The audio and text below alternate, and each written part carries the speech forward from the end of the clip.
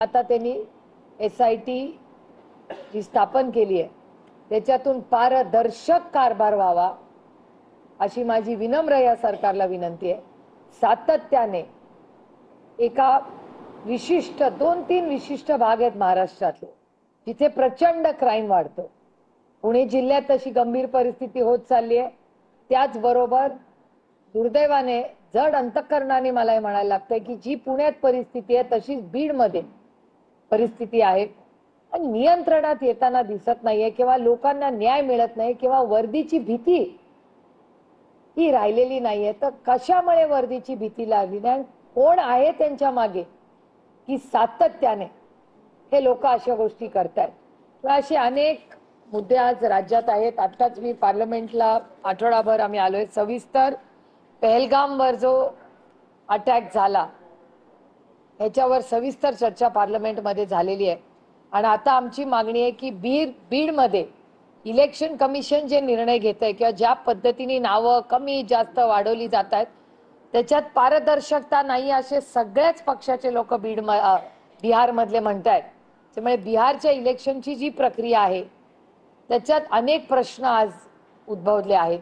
त्यामुळे त्याच्यावर एक सविस्तर चर्चा संसदेत व्हावी आणि कारभार पारदर्शक व्हावा, कारण का ही एक सशक्त लोकशाही आहे। हा देश कोणाच्या मनमानीने चालणार नाही, हा भारतरत्न डॉक्टर बाबासाहेब आंबेडकरांच्या संविधानानेच चालणार। त्याच्यामुळे ह्या सगळ्या पार्श्वभूमीवर दिल्लीमध्ये जी परिस्थिती आहे मी तुम्हाला सांगितली आणि त्याचबरोबर महाराष्ट्रात शेतकऱ्यांच्या आत्महत्या असतील, इन्व्हेस्टमेंट्स असतील, अशा अनेक गोष्टी आणि महाराष्ट्राची आर्थिक परिस्थिती आणि लाडकी बहीण योजनेत झालेला 4,900 कोटीचा 800 का 900 कोटीचा प्रचंड भ्रष्टाचार तो कुणाच्याही चुकीच्या अकाउंटमध्ये गेला नाही गेला हा भ्रष्टाचाराचाच एक भाग आहे। त्याच्यामुळे हा दुर्दैवी महाराष्ट्राचा जो कारभार एका विश्वासाच्या नात्याने एवढं मोठं मॅन्डेट महाराष्ट्राच्या आत्ताच्या सरकारला मिळालं, पण त्यांचे मंत्री असतील, त्यांचे वाचाळवीर असतील, त्याच्यामुळे सत्ता आणि पैसा आल्यावर गाडी कशी चुकीच्या ट्रॅकवर जाऊ शकते याच्या देशातलं सगळ्यात मोठं दुर्दैवी उदाहरण म्हणजे आजचं महाराष्ट्राचं शासन।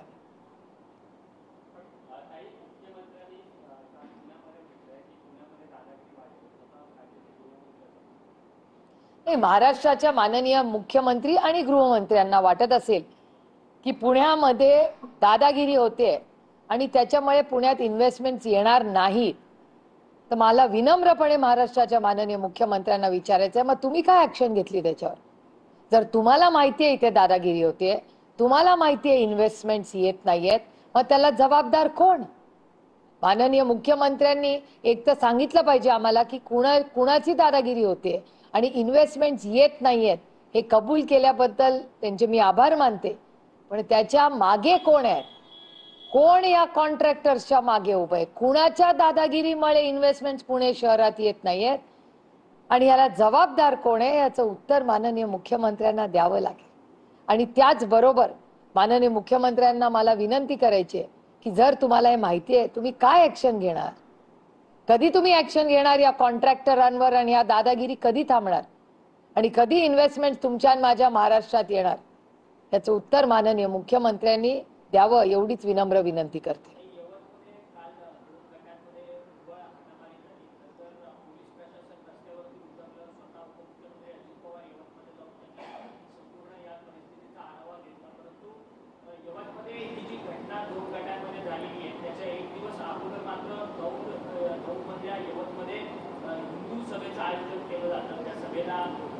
आमदार उपस्थित राहतात आणि त्यानंतर ही सगळी घटना होते। एकंदरीतच या सगळ्या गोष्टीकडे कसं पाहता? खूप दुर्दैवी घटना आहे। दौंड हा अतिशय सुसंस्कृत आणि संवेदनशील तालुका आहे।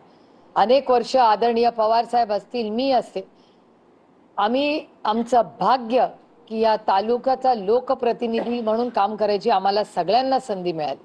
आमचे कौटुंबिक संबंध त्या भागातल्या सगळ्याच लोकांबरोबर आहेत आणि मी स्वतः काल ही घटना झाल्यावर एसपींशी बोलले, स्थानिक आमदार राहुल कुलांनाही मी फोन केला। जरूर राहुल कुल आणि मी आमचे राजकीय मतभेद असतील पण एक सशक्त लोकशाहीमध्ये चर्चा ही झालीच पाहिजे आणि आमदाराचा मान सन्मान करणं ही माझी नैतिक जबाबदारी आहे।